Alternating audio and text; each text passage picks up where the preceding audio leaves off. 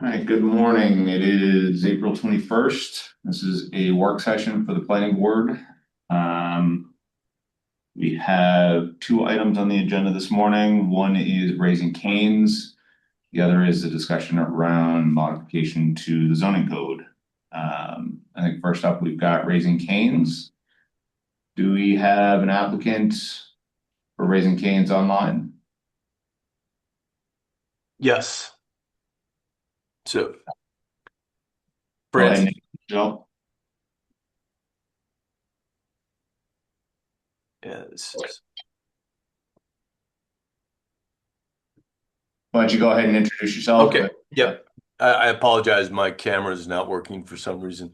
My name is Francis Gorman. I'm an attorney with Harris Beach. And then we have Nan Weisel from Raising Cane and Karen Molidanowski with Bowler Engineering. Good morning. Good morning. Morning. Good morning. Good morning. All right, so we are going to focus our discussion today around the signage um, on the building. I think we have your drawings up on the screen. So why don't you kind of go through, give us an overview of what you're looking for, and then we'll launch into discussion. Sure. K- Karen, do you want to lead that? Absolutely. Good morning, everyone. Karen Majanowski from Bowler Engineering. We have a lot of team members on as well from Raising Cane's, ADA Architects, and AGI, the sign designers as well, to get into specifics. But from a high level, we were at the planning board meeting to introduce the project on April 9th.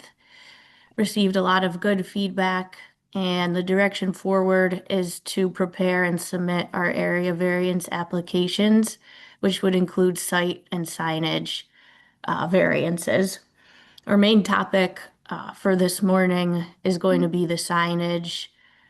We will be seeking, from a site standpoint, a parking variance and a stacking variance in the drive-through for the number of vehicles from the order point back, where six are required for a proposed. So those are going to be on the table as well, but we understand the main uh, topic here is to discuss signage with the town and then get direction to prepare and submit the variances and applications for those to come back to the planning board to get referred and recommended to the zoning board. So that's our main goal. I see you're sharing the building elevations here. So in looking at these, this sheet, if we zoom out, shows all four sides of the building. So the front entry elevation that you see there is what's going to face Erie Boulevard East. The side entry is going to face the parking lot of our site. The rear entry is going to face the plaza behind us, and then the bottom elevation is going to face the drive-through side if you're looking at our site plan. So we've scaled this signage back a lot from what typically is proposed and from the beginning of this project as well. So, for example, the first elevation on the top uh, is typically a mural that's a lot larger, a lot more colors. So we've scaled that back, as well as the element of the building that's a one would typically be red, and that's been made of brick as well. Um, so we understand that with the code, there's a lot of interpretations and things that are maybe interpreted as signs. So that's our goal here this morning, is to go through that. And we have a sheet we can pull up that shows the typical proposed signage and then what we're proposing, and kind of go through that one by one if the town thinks that would be best to determine what is a sign and what's going to be a variance here. So I'll pause there. We can share that document, um, but I'll turn it over to the town first, and then we can go from there. All right. Thank you for that. Appreciate that. Yeah, I think what we'll want to do is kind of go through each of the elevations, talk about the signage that's there, what's allowable by our code. You know, this board has oversight on the architecture of the building, so we'll want to talk about some of that and its impact, and kind of just get to a general understanding so we can kind of help you guys get through here and push through. So I think the biggest one that we'll talk about, from the pun, is the top elevation here. I think we gave you some initial feedback and you guys received that well on the number one that's there. I think if we look at this as an architectural feature of the building, and not a quote unquote sign,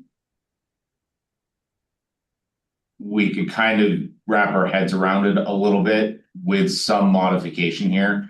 How deep is that? I mean, or pardon me, how far off the wall does that project? Do you know?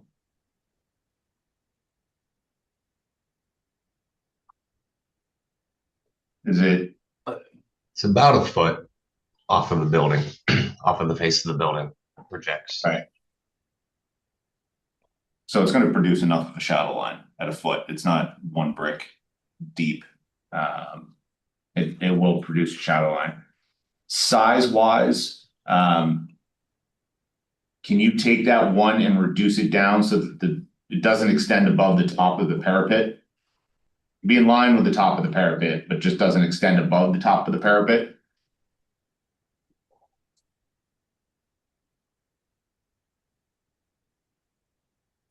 And then the two other signs on that facade, the one above the door, just because that's the easier one to discuss here right now. The one above the door, our code requires that it's 12 inches below the parapet. With the change of your material, that metal paneling, or I don't think it's paneling, what is it, like a metal grate screen? Raining. Is not actually the parapet, so the sign would have to come down to 1 inch or 1 foot below that brick. So if it slid, I mean, I guess it's got to come down because the one would be there. So you could change that metal screening to be brick so that the parapet is that same height, which would allow that sign to be there. But it's got to come down below 12 inches below the parapet. And this is the one that faces Erie Boulevard. So that sign is allowed, as long as it complies with the location requirements in the zoning code. That cane sign is probably the easiest one to work with right now. And stop me if at any point if you have questions, but For the one in brick, yes. are you saying if we go at parapet level, is it at parapet level or 1 foot below? That one could be at parapet level because we're treating that like an architectural feature of the building and not a sign. Not a sign. Because it's not, I mean, you guys responded to the fact that we couldn't do it in red metal because then it becomes the sign. If we're doing that right now, it's an architectural feature. We're keeping it at the height of the parapet. It's part of the building. You know, we're gonna treat it like the building. The mural to the left of the dog that's there, we don't allow murals. So that would have to come off, including the lighting that's associated with it, that linear lighting. I think if you want to have the relief in the brick on the wall so that it's not just a blank flat brick wall, that's fine. But we can't put signage in there that dog becomes signage on the building. Well, there's apologies, just to be clear, we're talking about the metal, it's actually a metal substrate heart. It's Jennifer can speak more to it specifically, but it is not painted. Okay. But Well, one yeah. of two things. I mean, it's two signs on the same facade, Right. or it's architectural detail that is not generally permitted of murals on our, Right, I mean, even if it's a metal, I mean, Sign. it's still, I mean, a mural can be a mounted item, or it's a sign, or it's two signs on one facade, or it's a sign that's too big. I mean, there's like 50 ways it's not compliant. applying, I guess is the point. So again, you can have the relief in the brick, but to all the points that Jamie just said as well. You could have that one and not the cane sign, but my guess is you're probably gonna want to have canes over the dog.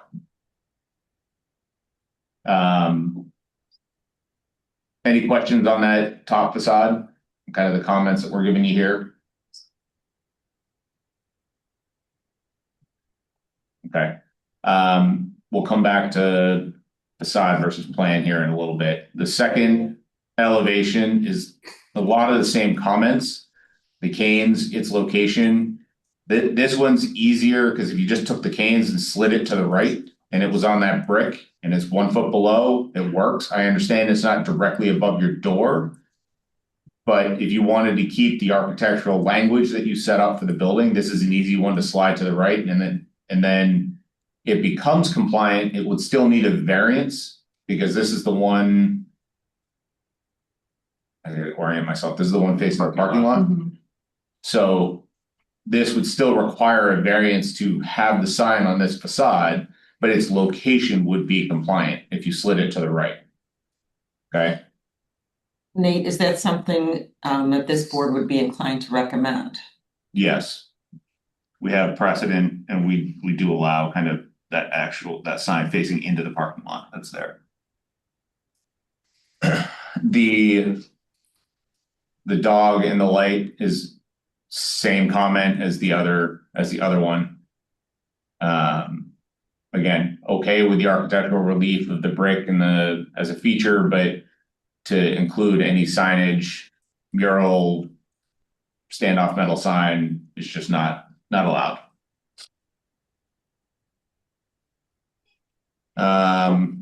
Any questions on that one? It was 2 signs. We're getting down kind of easy. Hi, good morning. Just help me out. What do you know what code section that 1 foot below roof height is? We were trying to find that too. I'm seeing the one about the like gable roofs. Do you have the section available for me? Yeah, Eric's gonna look it up for you. You may be already there. It is 192, 106 G 4C. Says signs shall be parallel to and attached to a building and shall be installed a minimum distance of 1 foot below the roof eave or the gable end of a gable roofed building. Yeah, so the parapet is the eave, effectively. It's gotta be 1 foot below the top of the building. Thank you for the section.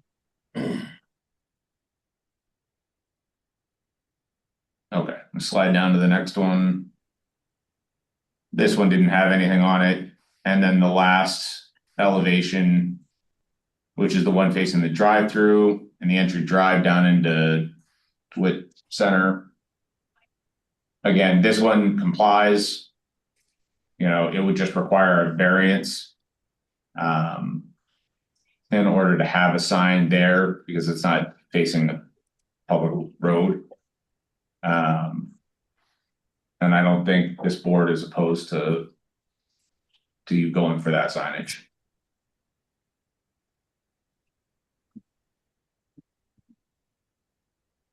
What about signage on the rear elevation if we wanted to do that since we're being asked to take down some other signs?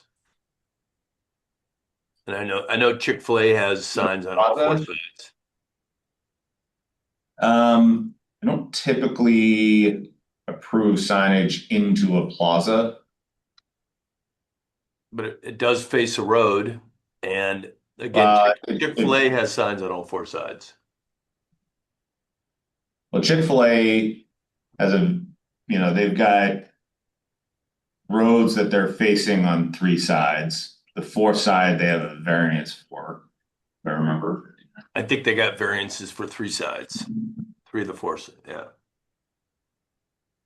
I can't recall off the top of my head. Because the Erie Canal was Oh, not there's considered that. the road, but it Yeah, really that's- is the road. It was a that's right. unique situation there. Right.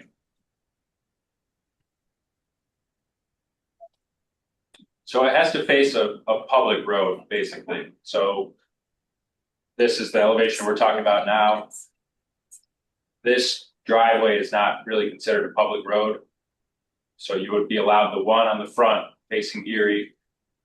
The board seems to be inclined, be okay with recommending for one facing the parking lot and the drive-through. But this one faces into the plaza. There's not a public road here, so it wouldn't be allowed by right on that rear elevation. I understand that it wouldn't be allowed by right, but I mean, with the Chick-fil-A though, you did grant signs on all four sides of the building. That was unique, like we Yeah. said, they were facing, in reality, they were facing Erie Boulevard, but that sign variance was required because the Erie Canal was in between it. Even like it was like a fake Yes. property. Or something. Yeah. So it really was treated at the ZBA but this board's recommendation, like it really was facing Erie Boulevard. So, are you following me? Actually, I don't follow because there's not every side of the Chick-fil-A building faces Erie Boulevard. No, one side, the variance to Erie Boulevard is there because of the sliver of the Erie Canal.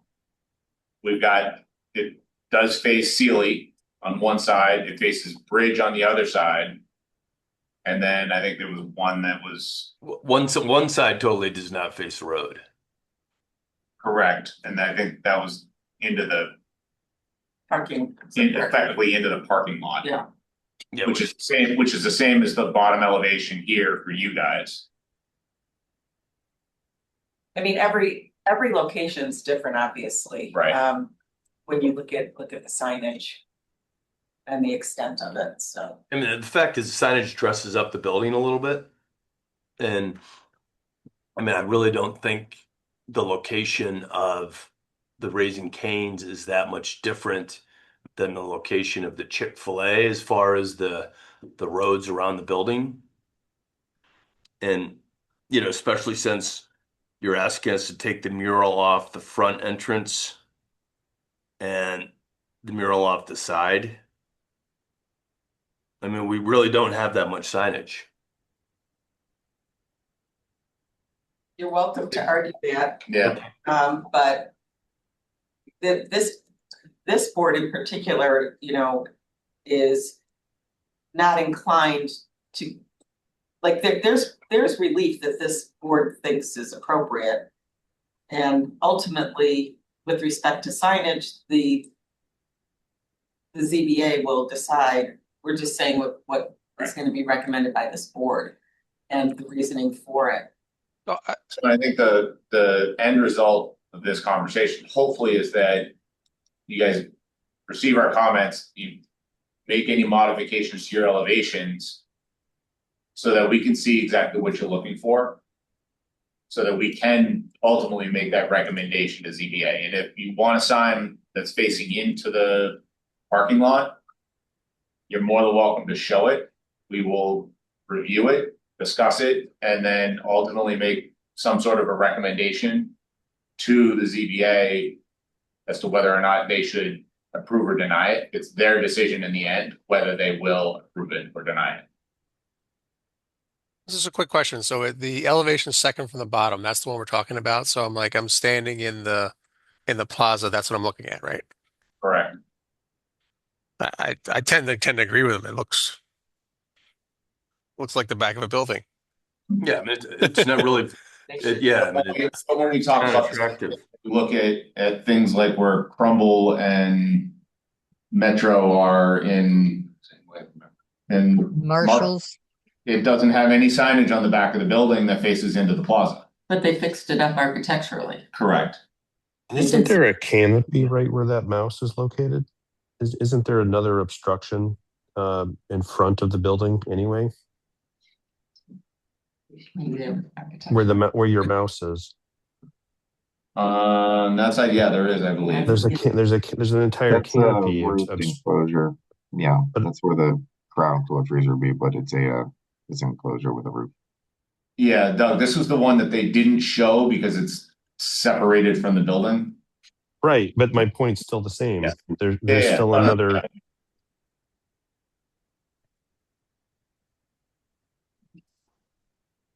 Well, and then like in the Dick's Plaza, I mean, those stores all have signs on the back side of the building and they face the Benderson Plaza.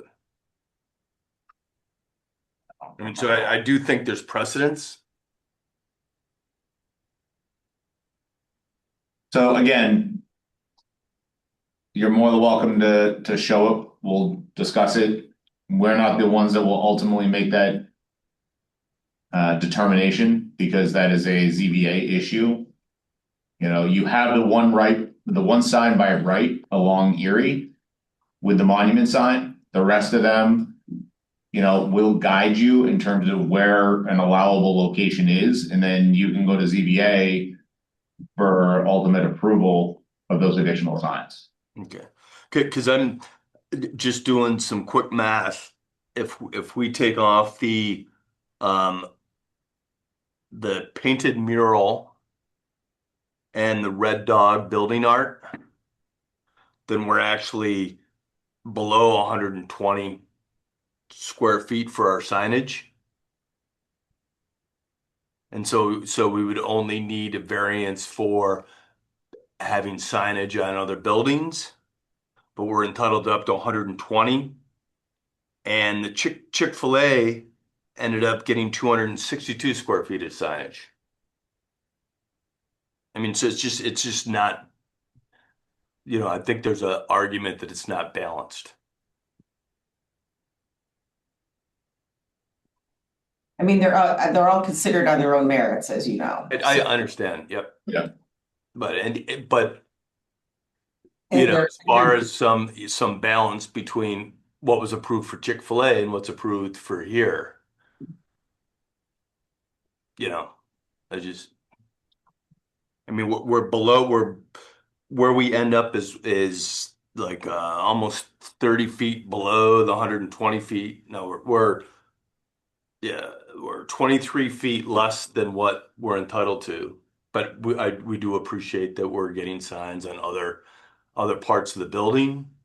But, you know, I think in some ways it's, you know, like that number 3, the back elevation or whatever. I mean, it's just, I actually think it would look nicer if we had some. Yeah, like I said, you're more than welcome to show it on the elevation. I mean, we can't react to it if we don't see it. So by all means, go ahead, put it on there, show it. You know, let's have the discussion about it. Okay. In general, we would not make that a recommendation, but we will review it on the merits of what it looks like. And maybe it does. Maybe this board will discuss it and be like, yeah, you know what? We'll make a positive recommendation to ZBA, but we don't know that and we can't make that until we see it. And we've had this discussion. So Fair enough. Thank you. Any further discussion around signage? Can we pull up the plan? I need some clarity here, not the site plan, the actual building plan. Because I think there's some, I don't know if you're just copying a Raising Cane's model in here, but so this floor plan that we're being shown, I don't think matches the site plan that's there.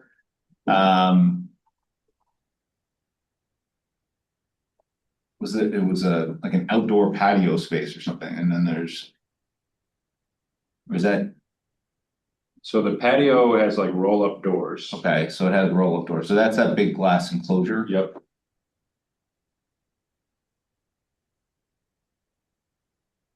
And then there was the entry vestibules, right? So the vestibules.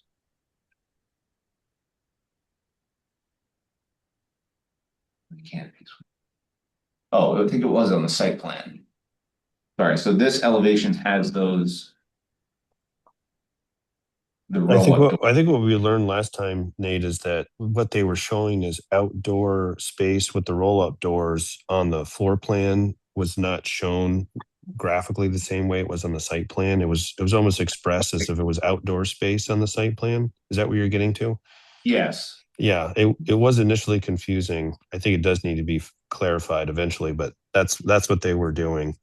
Right, so this is roll-up garage doors, or roll-up doors included as indoor seating, but when you go to the site plan, can you zoom in?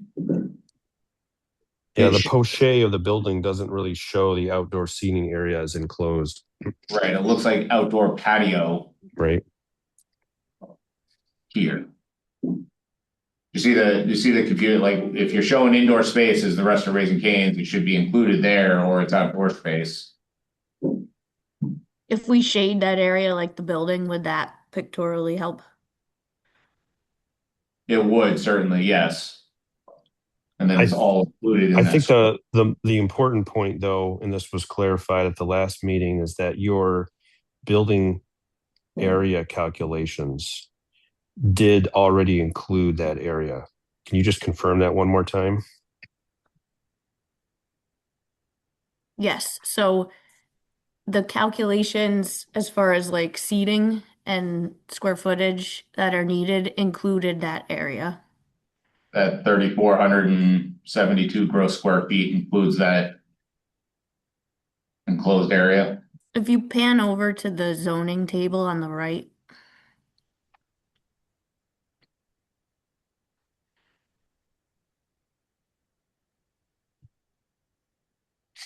I think above that.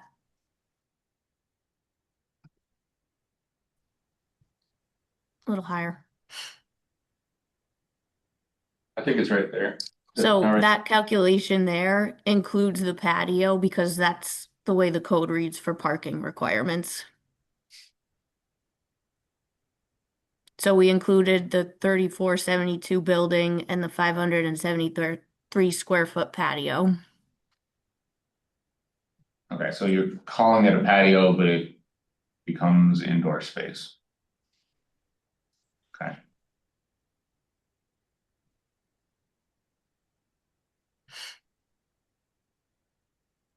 All right.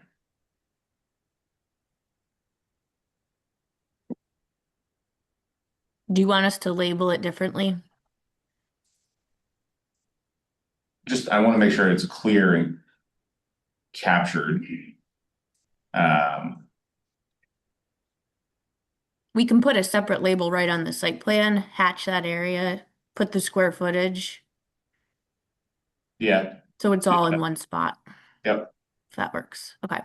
And while we're right here, just discussion around they have to get a variance for the queuing numbers. Yep.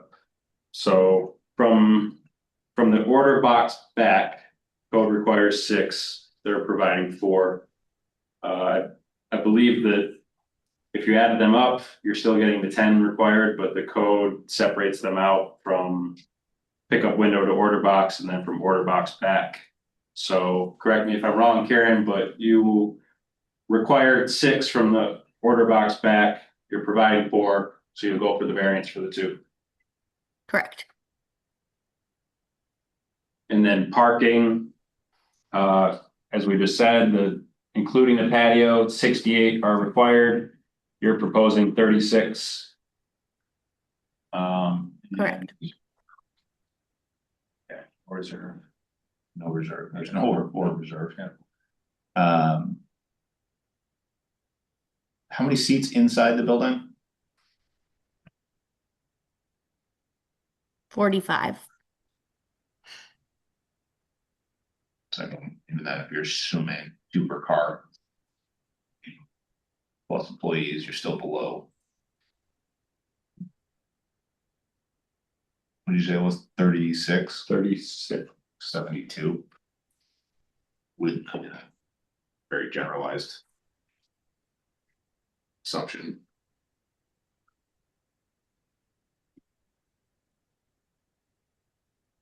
What was Taco Bell? 39.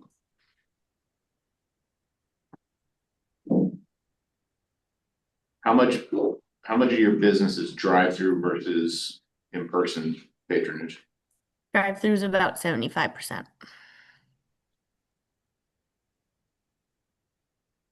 I think we had asked you guys at some point for some numbers from other stores of how many parking spaces you have and how many are needed. Do you have any of that information yet? Yes, that can be provided and that'll be in the next submittal. Okay, that would be helpful. Thank you. Of course. How long does it usually take you guys to push somebody through the queue from ordering to? About Okay. 2.5 minutes.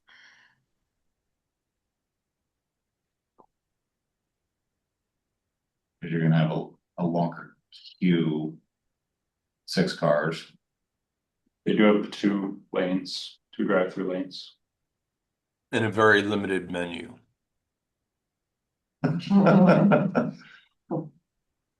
So the variance, the stacking, we're counting 1 lane only, as that was the direction we were given. So when the second lane is open, obviously we're okay. So this is the most conservative approach. Well, each lane has stacking requirements. That's how it's being handled. Okay. What is your, I mean, I already know the answer to this. What is your feeling on the fact that there's no escape lane through here? You've just got the 2 lanes and no way for somebody that gets caught in the queue to get out.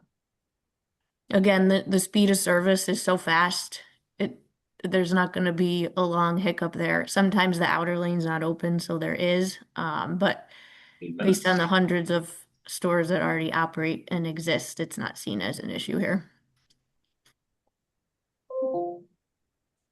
I mean, not for anything, if I play out the map, 2.5 minutes per car and 6 cars is 18 minutes. I'm caught there for 18 minutes.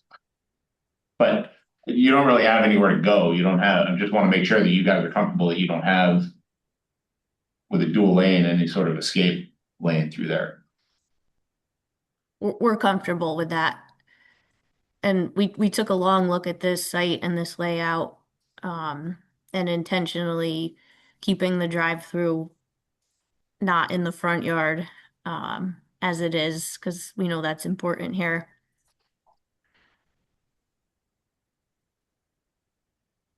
What else do we have?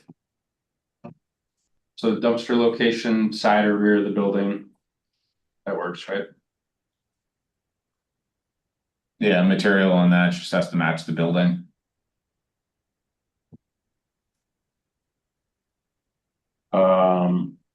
Mobile order pickup sign, Karen, as you learned at that meeting, if you're gonna propose them taller than 3 feet, include that in your variance request. Or if they're gonna be larger than 2 square feet. Then, like Nate was saying earlier, the sign's 1 foot below the eave. So either shifting them over or including that as a variance request. Sounds like you may be within the total square footage allowed. So stacking, parking, The total square footage needs to include the monuments. yes, total square footage needs to include the monument sign, which you're allowed up to 20 square feet. Okay.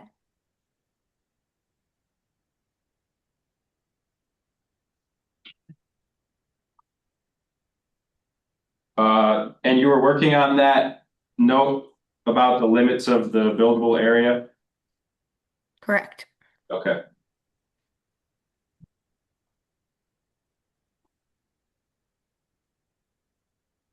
Any other questions, comments from the board?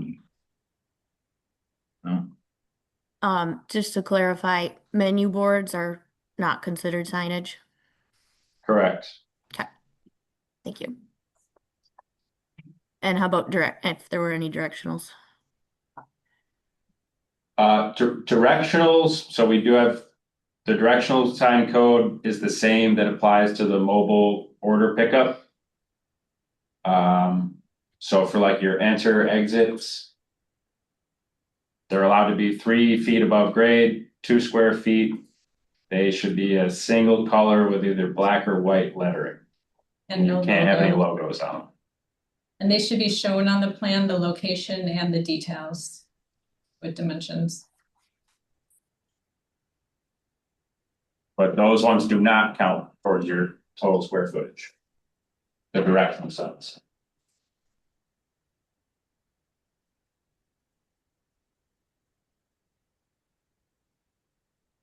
Any other questions from your team? Did we give you enough feedback and direction now to pull everything together?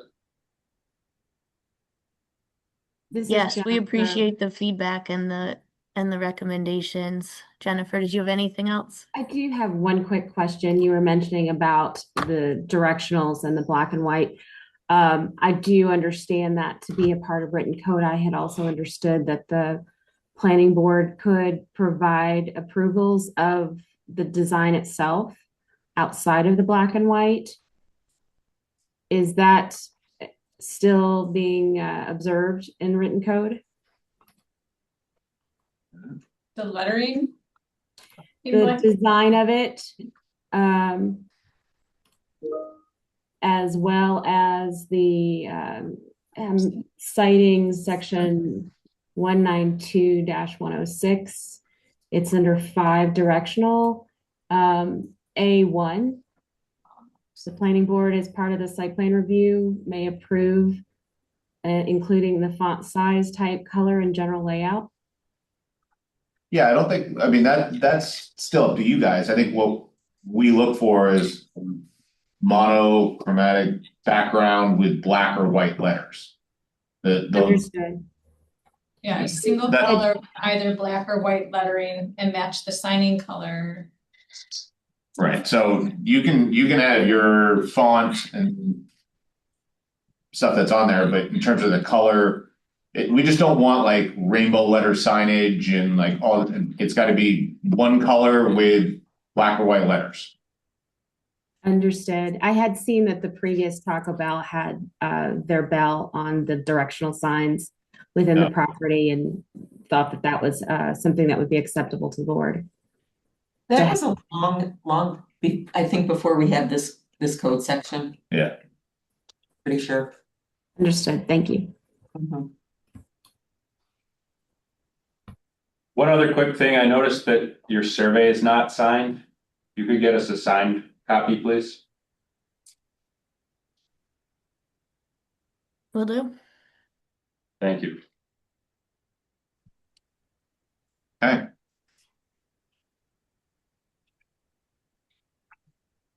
All right, and then any further follow-up or questions, reach out to Eric, you know.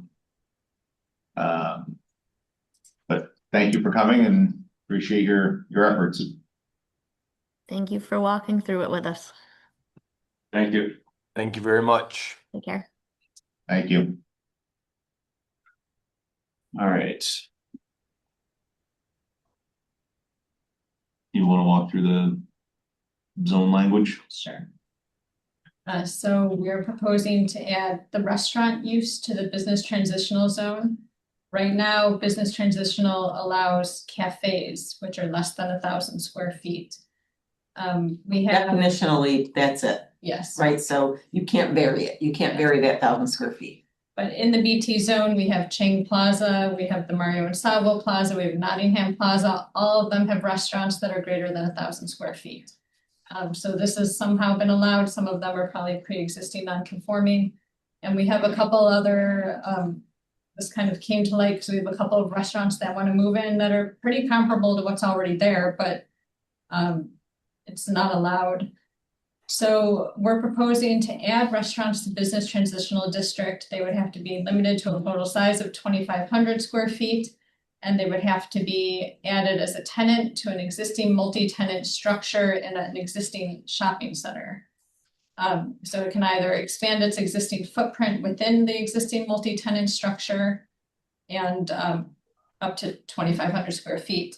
And then site plan would not be required, provided the shopping center has an existing approved site plan and establishment or expansion doesn't result in a total greater than 2,500 square feet. And drive-throughs would not be allowed, as they're not allowed in BT anyway, except for banks. BT is, it's fairly limited to location and. So let's give I think the best way is to think about some examples, because that's how we came up with this, like really thinking through what was happening. So let's take Nottingham Plaza. They have an existing site plan. It's approved.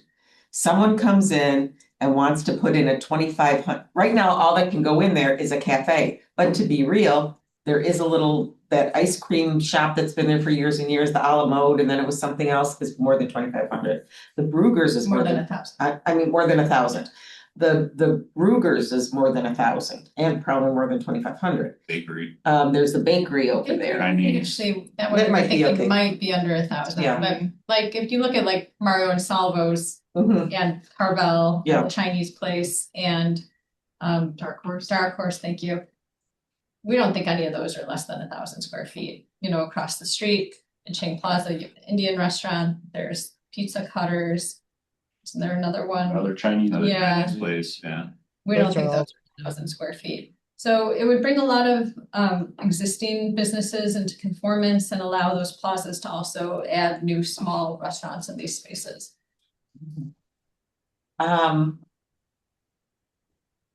I forgot the other thing I was going to say. Oh, this 2,500 square feet, though, this is important.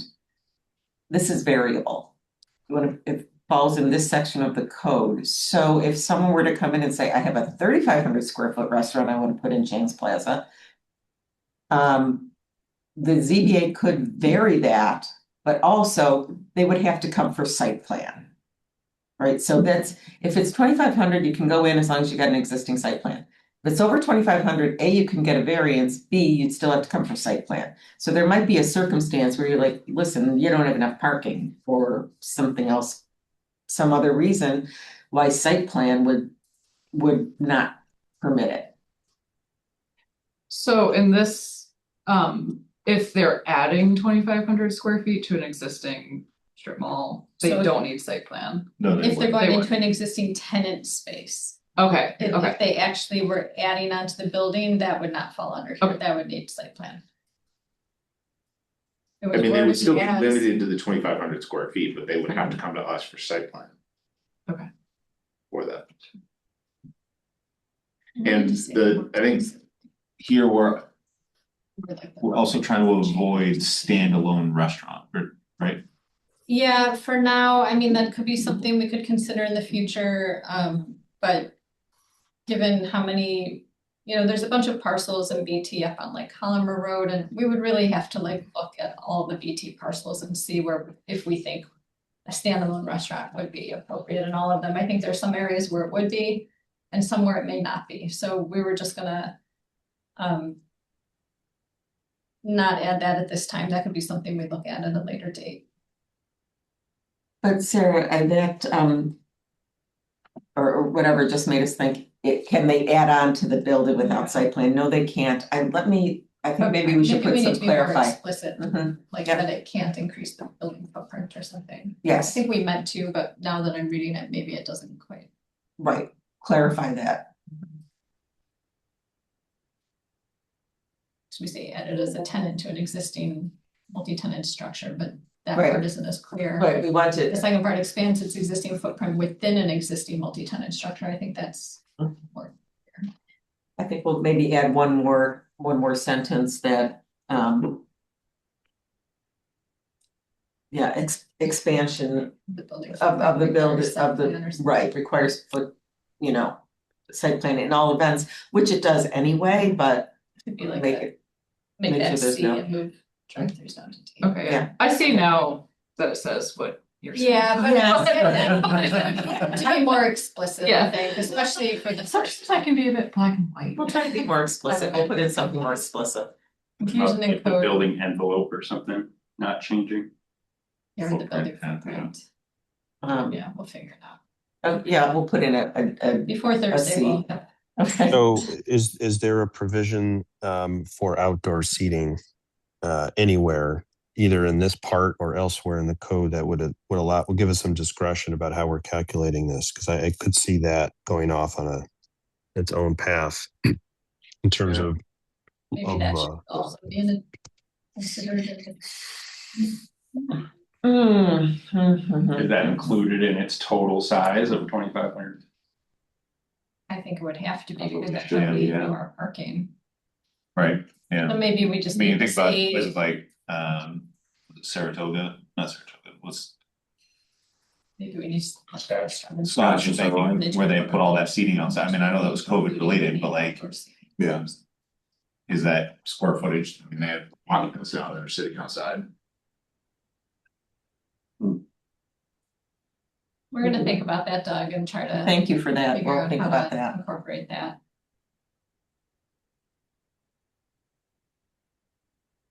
How do we treat outdoor seating? Well, it's part of a Well, site plan or. It is an usually part of intention site plan. from Part of the square footage for. Special use permit for Scotch. That was a whole different. well, it was, but it's not. It's not. It's the same thing. Yeah. They got approval, you know, regardless whether it's seasonal or temporary, they got approval to be outside. And it's Now not that open. changes their total occupant load or count for the building, so changes parking. I mean, the places where this is gonna apply don't have a lot of space for outdoor seating. But I think No, they could try to squeeze something in. Sure. No, Burgers has. Burgers does have some outdoor. Yeah, but if you look, I mean, maybe this is part of that discussion, if you look at someplace up on Collimer and they wanna put. I mean, it can't be standalone at this point, but what if they put a single building which has two 2,500 square foot tenants in there?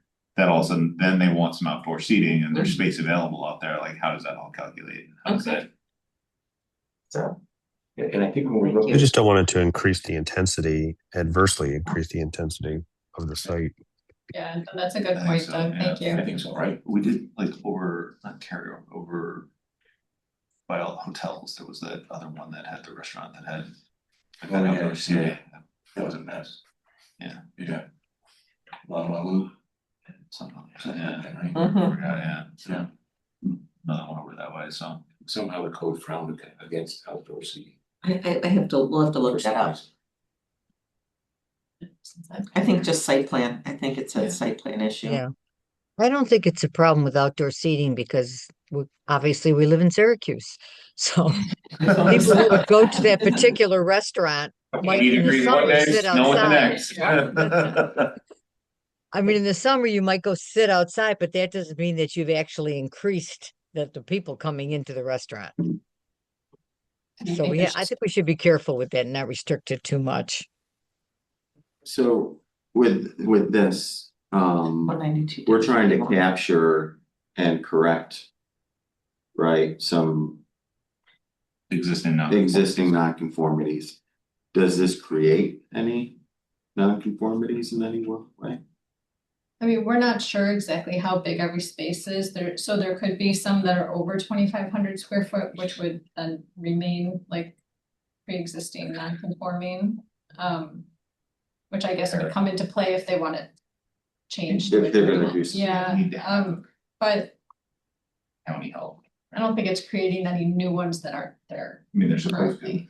I just wonder, because I mean, it's increasingly with signs and other items, people are coming in front of us saying, hey, what about this nonconformity that doesn't meet your current.